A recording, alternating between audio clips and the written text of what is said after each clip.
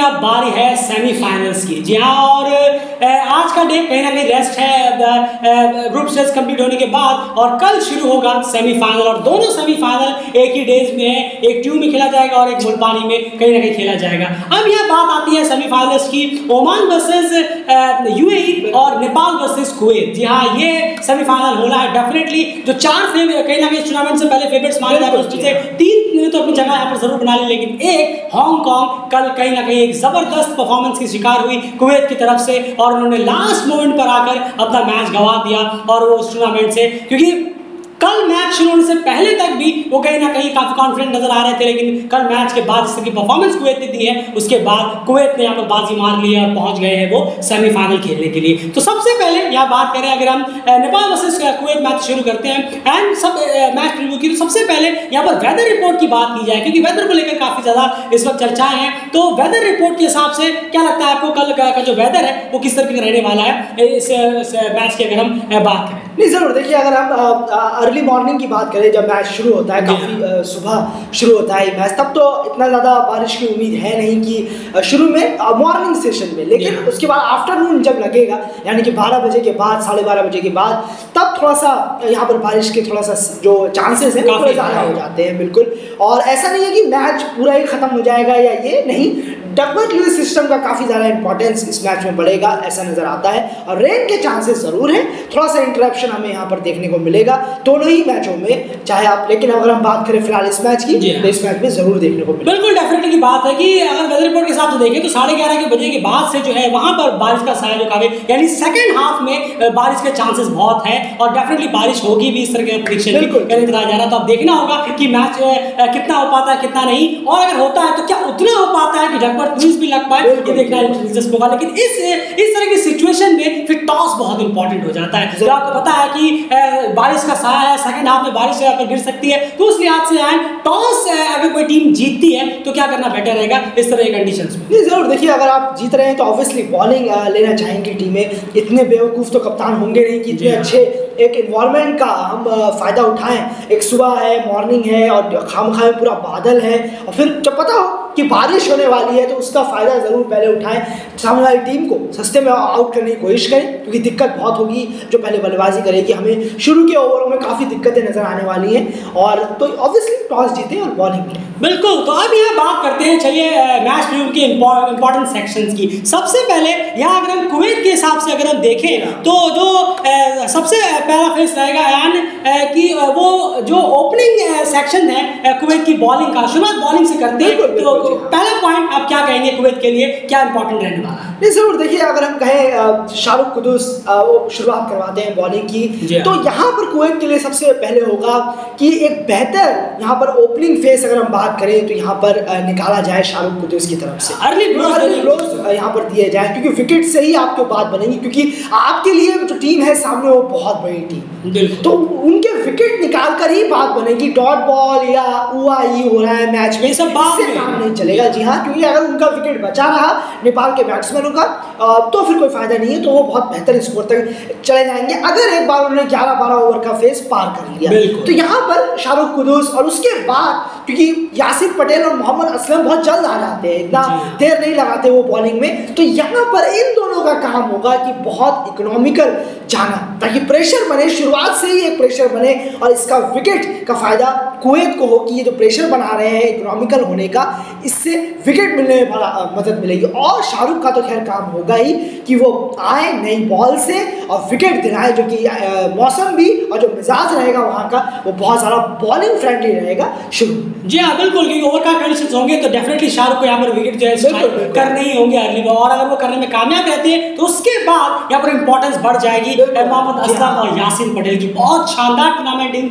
दोनों बॉलर्स का अभी तक गया है, दोनों के दोनों लेफ्ट आर्म स्पिनर्स हैं, और डेफिनेटली कहना होगा बहुत प्रॉमिसिंग नजर आए हैं। और फिर इनके मुताबिक कि अगर अर्ली ब्रेक थ्रूज आप दिलाने में कामयाब रहे तो ही ये दो स्पिनर जो है ये मिड ओवर्स में अगर इकोनॉमिकल रहेंगे तो भी काम चल जाएगा, क्योंकि उस वक्त जो है थोड़ी सी डिफेंसिव मोड पे टीम्स रहती हैं, वो फेस निकालने की कोशिश करती है, पार्टनरशिप बिल्डअप करने की कोशिश करती है, थोड़े डॉट्स खेलती है और समझती है, इतने में आप आपके बहुत सारे ओवर जो है वो निकल जाएंगे। तो ये तो अर्ली ब्रेक थ्रूज नहीं मिले और आपको लग रहा है कि हमने 10 ओवर में 35 पे 0 रखा है नेपाल को, 35 रन है, लेकिन हमने रन भी कंट्रोल करके रखा है, 0 रखा है, तो आई एम सॉरी ज्यादा कुछ फर्क पड़ने वाला, क्योंकि वो 35 अगले 20 ओवर तक शायद 135 भी हो सकते हैं, क्योंकि सामने इस तरीके के स्टांस के बैट्समैन है कुशल भुट्टल और आसिफ। अगर ये 20-25 ओवर तक बैटिंग करते हुए चले गए तो फिर हाथ से मैच बहुत तेजी से निकल जाएगा, क्योंकि ये लोग स्कोर फिर बहुत तेजी से करते हैं। इसीलिए शाहरुख का ओपनिंग अर्ली ब्रेक थ्रूज दिलाना बहुत जरूरी हो जाएगा। उसके बाद असलम और यासिन की जो काम है वो और बढ़ जाएगा मिड ओवर्स में, जो कि इकोनॉमिकल भी रहना होगा और साथ साथ में हो सके तो विकेट टेकिंग भी रहना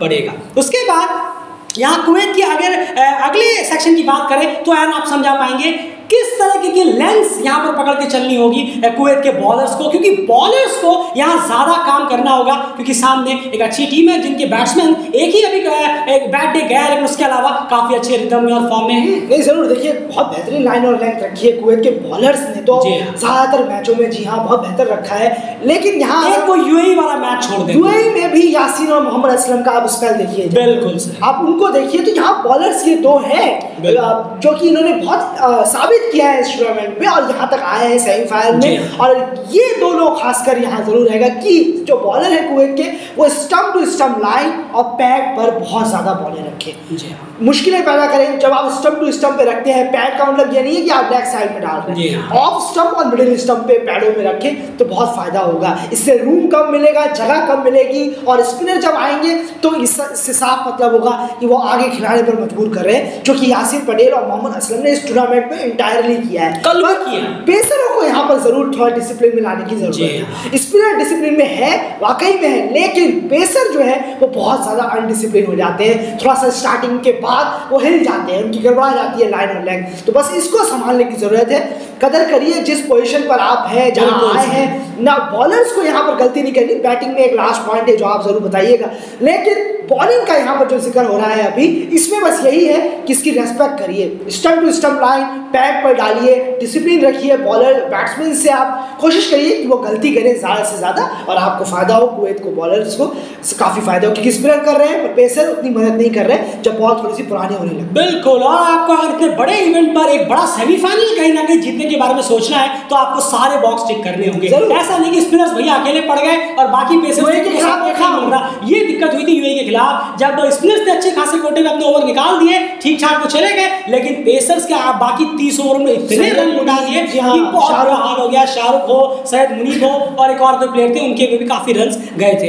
एक और इंपॉर्टेंट फैक्टर जो उनकी बैटिंग से आ जाता है वो आ जाता है कि लूज शॉट से ये कुवैत की एक बहुत बड़ी दिक्कत रही है इस पूरे टूर्नामेंट में। यहाँ तक कि कल भी जो हांगकांग के खिलाफ खेल रहे थे वहां पर भी कहीं ना 2-3 लूज शॉट्स देखने को मिले।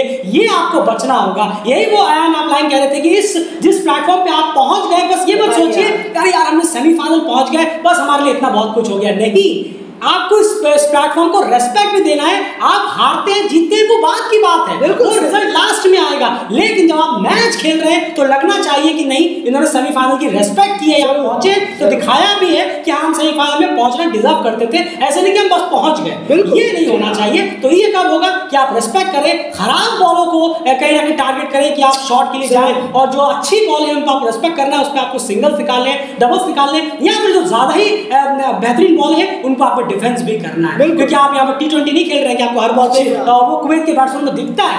आप जबरदस्ती 50 ओवर के गेम को T20 गेम बनाने की कोशिश करते हैं। मैं बैटिंग डिपार्टमेंट की बात कर रहा हूं, वही हाल है, विकेट गिर गए किस तरीके से गिर गया। बिल्कुल सही, 116 रन बनाने के लिए आपके 6 विकेट गिर गए और शॉट्स इतने खराब थे वो यहाँ तो नहीं चलेगा। 116 पे आप ऑल आउट हो जाएंगे नेपाल के सामने। तो ये चीजें बचना होगा, लूज शॉट से बचिए। सबसे इंपॉर्टेंट रहेगा आप अगर आप पहले बैटिंग आती है आपकी, कैसे भी आए वो तो आप टॉस के ऊपर होता है, 50 ओवर पूरे बैटिंग करने की कोशिश जरूर करिए। ये नहीं कि आप ने गए और अंधाधुंध फायरिंग करनी चालू कर दी कि नहीं हमें बहुत रन चाहिए, धुआंधार खेलना है, पहली बॉल से एकदम पागल हो जाना है, ये सब मत करिए। एग्रेशन का मतलब ये भी नहीं है आप 6 रन पर ओवर भी चलेंगे तो आप 300 पहुंच सकते हैं।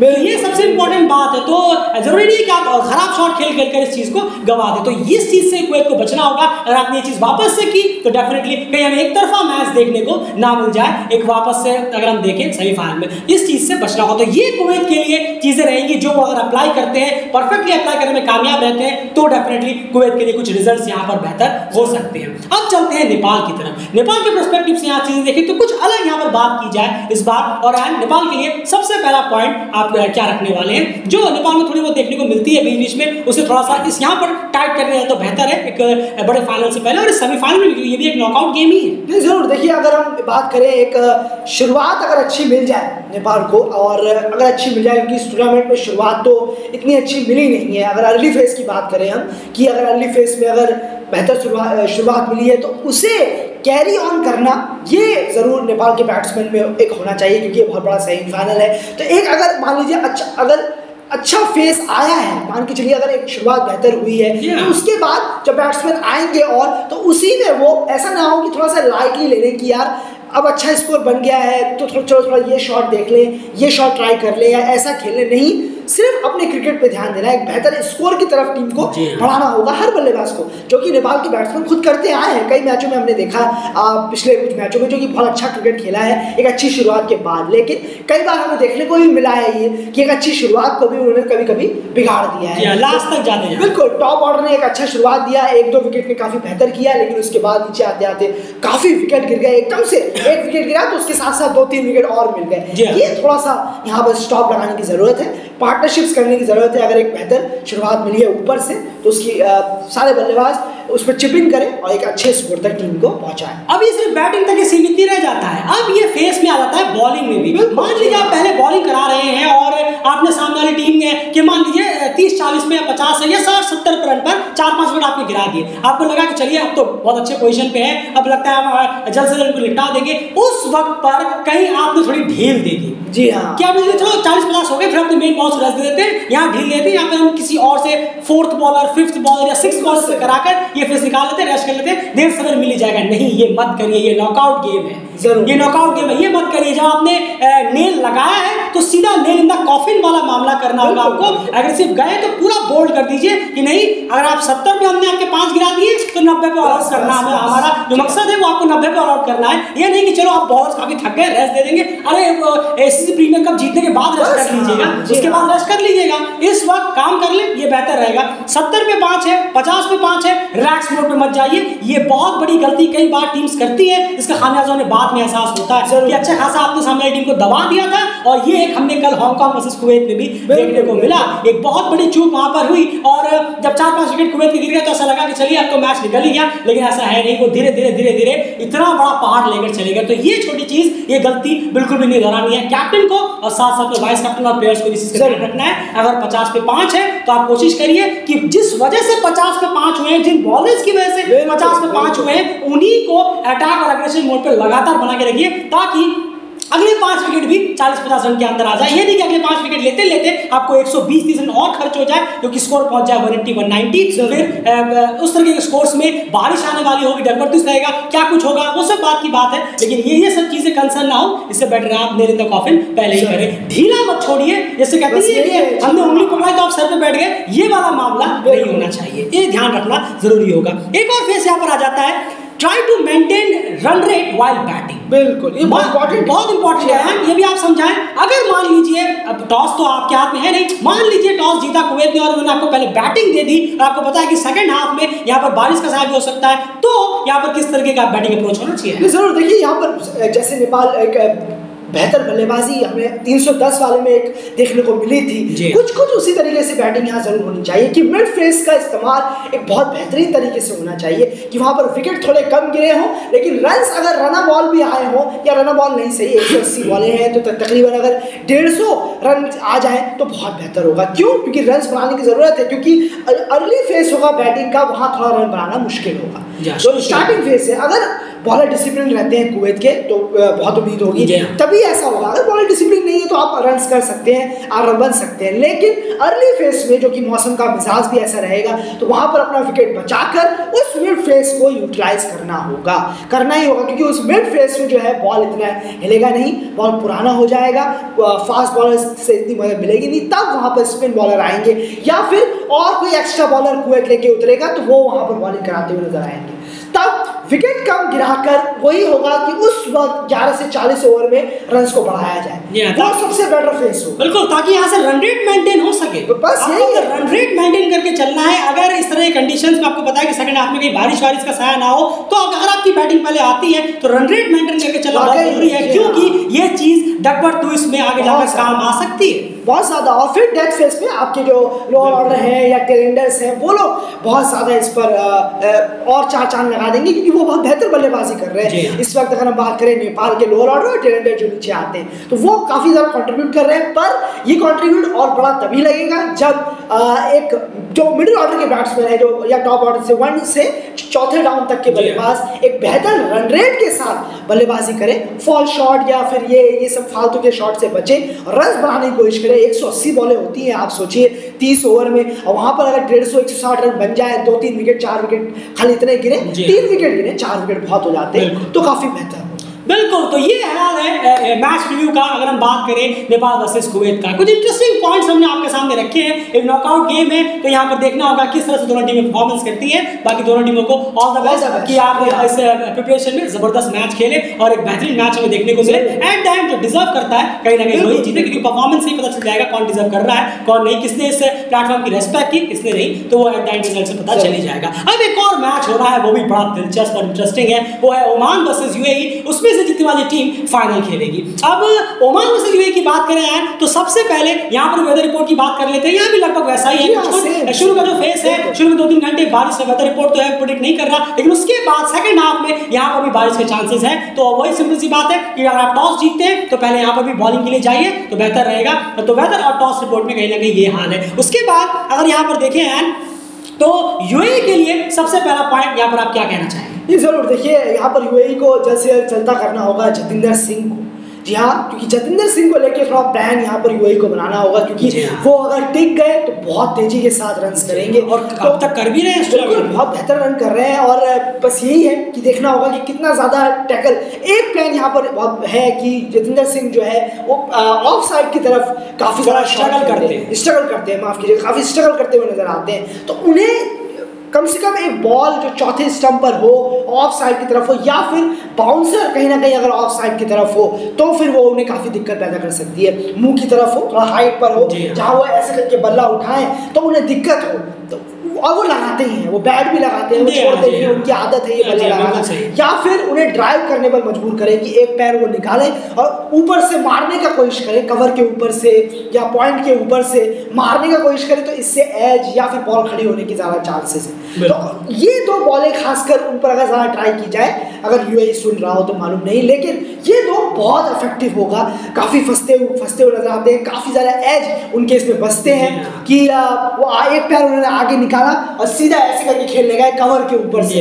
काफी बार बच्चे भी, ज्यादातर मिसफायर ही होता है। बिल्कुल सही कहा आपने, थोड़े बहुत लगा भी है, ऐसा नहीं है, छक्के चौके भी गए हैं इसमें। लेकिन फिर जब आपने शॉर्ट बॉल डाली, लेकिन ऑफ साइड की तरफ, याद रखिएगा ऑफ साइड की तरफ आपने शॉर्ट बॉल डाली है, तो वो भी उन्हें दिक्कत करती है, वो ठीक से उसे पार नहीं कर पाते, क्लियर नहीं कर पाते। बिल्कुल सीधी सी बात है। तो या तो जतिंदर सिंह को ये खिलाने की कोशिश करिए, अगर वैसे बैटिंग कर रहे हैं ये खिलाने की कोशिश करिए, या फिर बॉल ऐसे आई है तो ये करने की कोशिश करिए। बॉडी के जितने क्लोज बाउंसर हो बेहतर रहेगा, डेफिनेटली आप उनको फंसता हुआ देख सकते हैं। खैर उसके बाद और उनको रोकना जरूरी होगा, क्योंकि वो बहुत तेजी से रन करते हैं और कहीं ना कहीं वो एक अच्छे टोटल की तरफ उनको बढ़ा सकते हैं। सेकंड पॉइंट बात करते हैं जिशान मकसूद के बारे में, यूएई की तरफ से ही होगा। यूएई के लिए पॉइंट है, जिशान मकसूद जब यहाँ पर आते हैं उन्होंने भी रन किए हैं, मगर 2 हाफ सेंचुरी उनकी भी हो चुकी है।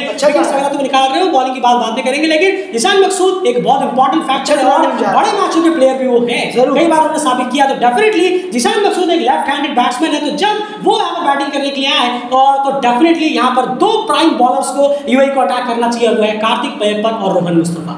इन दोनों को ही सीधे तौर पर जिशान मकसूद के सामने अटैक पे लगा देना चाहिए और कंटिन्यूअसली कम से कम दोनों मिलाकर अगर 4 ओवर यानी 8 ओवर का स्पेल डालें तो डेफिनेटली आपको बहुत ज्यादा चांसेस होंगे कि आप जिशान को जो है वो बहुत ही जल्दी यहाँ पर बैकअप होता हुआ देख सकते हैं। और लगातार ये 4 ओवर दोनों तरफ से, दोनों छोरों से कराएं तो बहुत इफेक्टिव यहाँ पर रह सकते हैं। और अगर उसके बाद अगले पॉइंट की बात करें एंड, तो यूएई के लिए एक और इंटरेस्टिंग पॉइंट है, तो कहीं ना कहीं इसे ध्यान में रखना होगा, क्योंकि ये बहुत जरूरी होता है। बहुत सारी टीमें बहुत बड़े टूर्नामेंट्स में हमने देखा है इस चीज की शिकार हो जाती है, और पिछले कुछ सालों से एक और टीम है जो बहुत शिकार है इसकी हो ही रही है। तो यूएई को भी कहीं ना कहीं इस चीज का ध्यान देना होगा जरूर, और ये है ओवर स्मार्टनेस।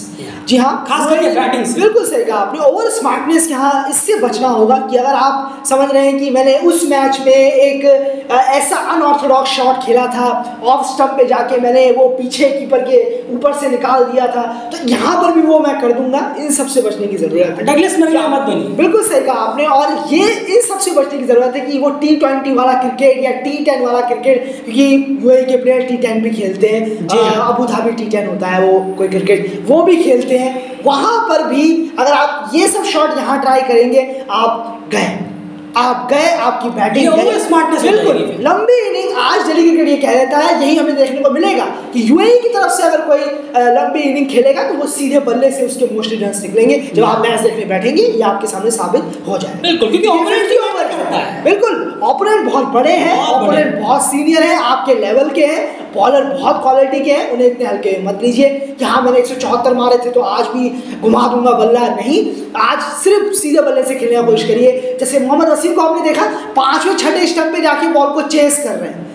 तो आप अपने विकेट की अपनी कैलिबर को नहीं समझ रहे, अहमियत को नहीं समझ रहे, इतना खराब शॉट खेलेंगे आप। और आप अपने प्लेयर हैं, टीम के ओपनर हैं, अभी फिलहाल सीनियरों में से एक हैं टीम के, तो इस तरीके से काम नहीं चलेगा। ओवर स्मार्टनेस से बचना है। फालतू का रिवर्स स्वीप और फालतू का स्वीप जब आता नहीं है फिर भी मार रहे हैं तो फिर इससे कोई लेना देना है नहीं। बिल्कुल, तो ये ओवर स्मार्टनेस से बचना होगा। ये हमारा कहने का मतलब है कि आप काम कंपोज्ड रहकर एक नॉर्मल बैटिंग होती है वो आप करिए। ऐसा नहीं है कि आप खराब शॉट्स बिना खेले 150 नहीं मार सकते, सेंचुरी नहीं मार सकते। बहुत सारे एग्जांपल्स हैं, ऐसे लाखों एग्जांपल्स से गिनते हुए थक जाएंगे हम। ऐसा नहीं है, आप अच्छे शॉट्स खेल के भी शतक भी मार सकते हैं, 150 भी मार सकते हैं। तो कहीं ना कहीं आप रेस्पेक्ट करना होगा सामने वाली बॉलिंग को भी। और इंपॉर्टेंटली ओवर स्मार्टनेस करने के चक्कर में कहीं ना कहीं ऐसा ना हो कि यूं अपने आप को 150 पे 5 या 100 पे 6 पाए, उसमें फिर मामला बहुत ज्यादा खराब हो जाएगा। तो इसीलिए ओवर स्मार्टनेस से बचे, एक नॉर्मल काम कंपोस्ट क्रिकेट खेले जैसे एक 50 ओवर क्रिकेट होता है, ताकि इस फेज को पार कर आप नेक्स्ट फेज फाइनल तक कहीं ना कहीं पहुंचे। ये ओवर स्मार्टनेस कहीं ना कहीं भारी ना पड़ जाए, बस इसका थोड़ा ध्यान